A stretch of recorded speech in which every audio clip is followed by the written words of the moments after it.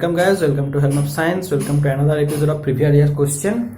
Today's topic will be on atom of class 12 chapter, and there will be some few questions, 9 questions I think, and let's watch our video till end. Thank you.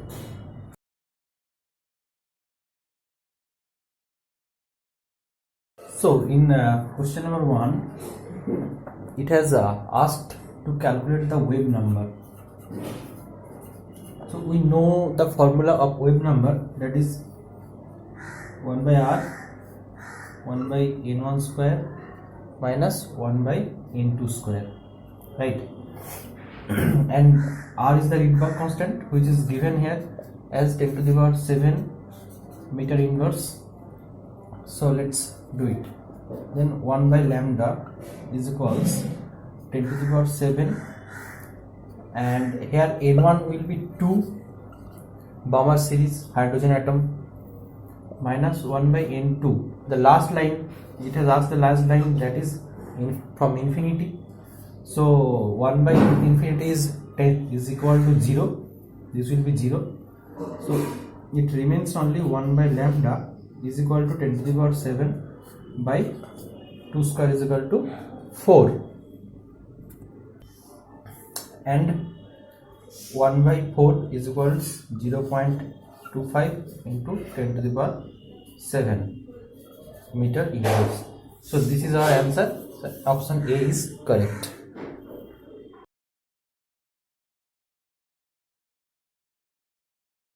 So for number 2, it has asked which is not valid for the Bohr atomic model. So always remember, Bohr atomic model is a single electron model.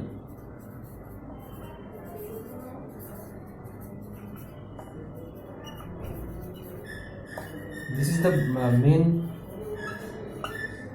postulates of Bohr atomic model. So in our question, it is given that the singly ionized helium atom, hydrogen atom, and neon atom and deuterium, these 4 options are given. Singly ionized neon atom. So in neon atom, we know that neon is a ideal gas, so it has 8 electrons outside the outermost shell. So if it is singly ionized, then there is 7 electrons outside the, if it is singly ionized, there is 7 electrons outside its outermost electrons outermost cell. So this is not a single electron.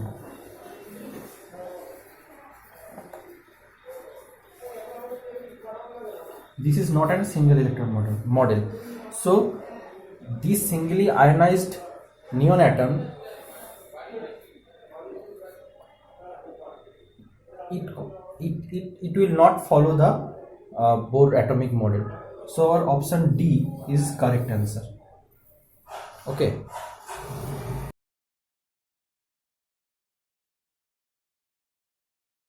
So in number 3, we have to calculate the energy of hydrogen atom, which is energy of hydrogen atom in different states of different energy states, which will be emitted to emit a photon. So for the n state,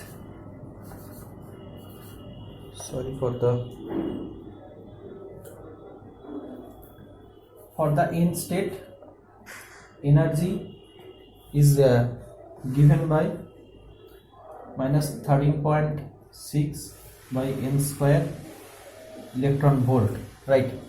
So E1 is minus 13.6 by 1 square is equal to minus 13.6 electron volt. E2 is equal to minus 13.6 by 4, and it will be equal to minus 3.4 electron volt. E3 will be minus 13.6 by 9 and it will be 1.5 electron volt, and E4 will be minus 13.6 by 4 square, that is 16, and it will be nearly equal to minus 0.85 electron volt. So from the given options we can see that 13.6 is here. Now what will we do is we will calculate the energy differences, that is E3 minus E2. E3 minus E2, what will the answer? 1 minus of minus E2 is 3.4, and it will be 1.5 plus 3.4, and the answer will be 1.9 electron volt. We will calculate again E4 minus E3.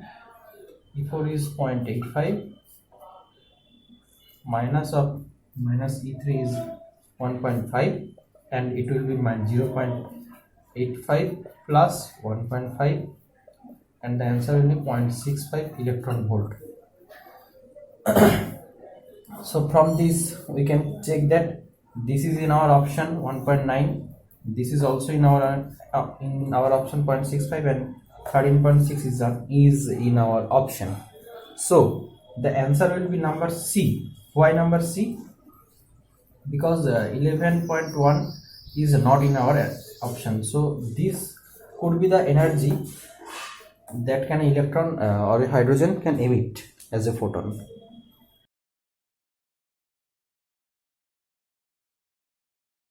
So number 4 asked to calculate the or to evaluate the maximum wavelength. Here is ground state energy is 13.6 eV, it is given, and it is said that there is 6 number of frequency line. So what will we do? From gauging from the given answer, we will try to draw. So this is n is equal to 1, this is n is equal to 2. I'm sorry for the background noise. This is n is equal to 3, and let this is n is equal to 4. So for the first line, here comes 3 line, and from for 2 here comes 2 line, and here it comes a single line. So we have to calculate, or we have to evaluate, keep in mind that there are total 6 lines. So number 4, n is equal to number 4 must be a valid option where n is equal to number 4 is given. So from that analogy we can say that option C is the correct answer. But if we calculate from the numerical value, the n is equal to 4 have the value of minus 13.6 by 16 electron volt of energy, n is equal to 3 had 13.6 by 9 eV, and it has 13.6 by 4 eV, it has only minus 13.6 eV. So if we calculate the difference between these n1 minus n2, or n2 minus n3, or n4 minus n3, we will see that n4 minus n3 have the maximum value. So it is given in option C, which will be our answer. So this wavelength, this frequency has the maximum wavelength, and in 4 to n3 transition will provide that, will show that. And what is this? This is the Paschen series, and Paschen series first line. Okay.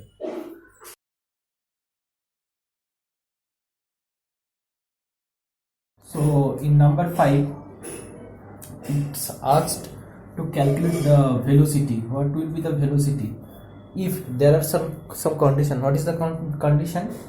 That is the centripetal force is balanced by what? The Coulomb force.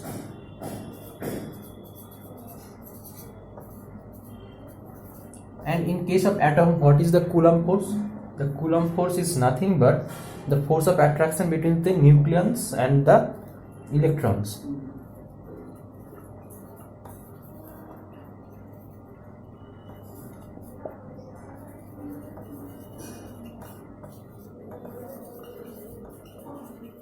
So we know that all. So from this equation, the centripetal force is given by mv square by r. R is the radius, and in our question the radius is given, and that is a naught, and it will be equal to the Coulomb force. Coulomb force is 1 by 4 pi f naught 0. E is given the charge, so q1 q2 by r square. So q1 q2 is both q1 q2 is both E, so it will be E square and divided by A naught square. And from this calculation we can easily calculate V, and V is equal to E by root under 4 pi epsilon 0 A0 M, and our option A is correct.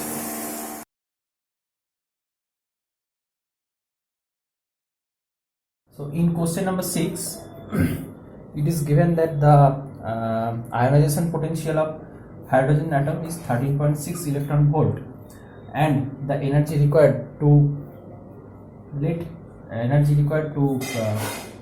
put the hydrogen atom from ground state to nth excited state, it is given as 12.1 electron volt. So it has a formula. What is that? That is 12.1 is equal to En minus E1, and that is En is minus 13.6 by n square, and it is 13.6 by 1 square, and it will be 13.6 by n square plus 13.6, and this is 12.1. And we calculate n from here. There is a simple step, you can do it yourself. N square is equal to 13.6 divided by 1.5, and it will become 9, and n is 3. So n is 3. So our answer, it asks to calculate the number of spectral line.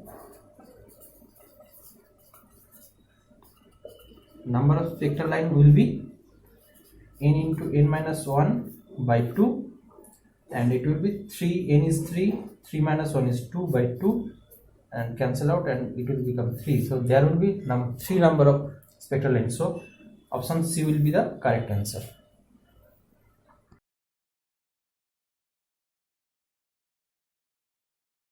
So number 7, the wavelength for jumping from one orbit to another of hydrogen atom is given by 1 by lambda is into r, 1 by n f square, that is the final orbit, minus 1 by n initials, that is the initial orbit. And it is given that from third orbit to second orbit the wavelength is lambda. So it has asked, the question has asked the fourth orbit to third orbit, if we jump, then what will be the wavelength. So let's calculate it here. So 1 by lambda is equal to r into, for the first case, 2 square minus 1 by 3 square, and it becomes 5r by 36, yes. So now for our second case, let it is lambda prime, and r 1 by 3 square minus 1 by 4 square, and it becomes 7r by 144. Okay, so what is the constant between these? The Rydberg constant is same for both the case. So if we compare both sides,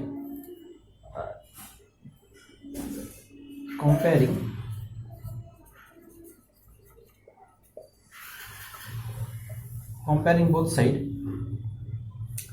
it is 36 by lambda, 5 lambda is equal to 144 by 7 lambda prime, and from this equation you can calculate the lambda prime, and lambda prime will be equal to 144 by 7 into 5 lambda by 36, and it will become 20 lambda by 7, right? And so option C will be the correct answer for this.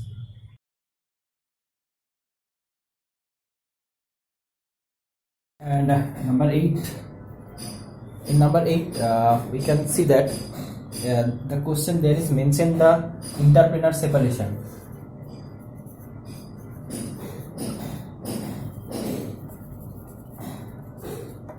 So we easily conclude that it will be the question from the Bragg's law, and according to the Bragg's law, 2d sin theta is equals to n lambda. Let n is equal to 1, and we know that the maximum value of sin theta is 1. So putting it here,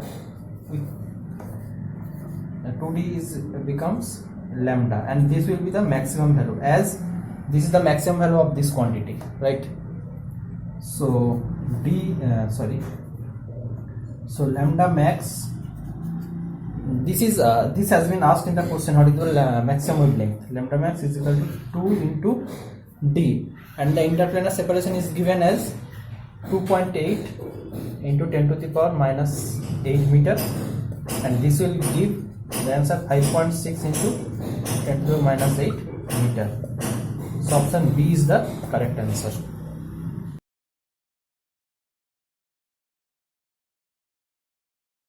The last question, number 9, it is asked about the Bohr's principle. So what principle Bohr used in his theory, quantization theory? So Bohr assumed that the momentum will be quantized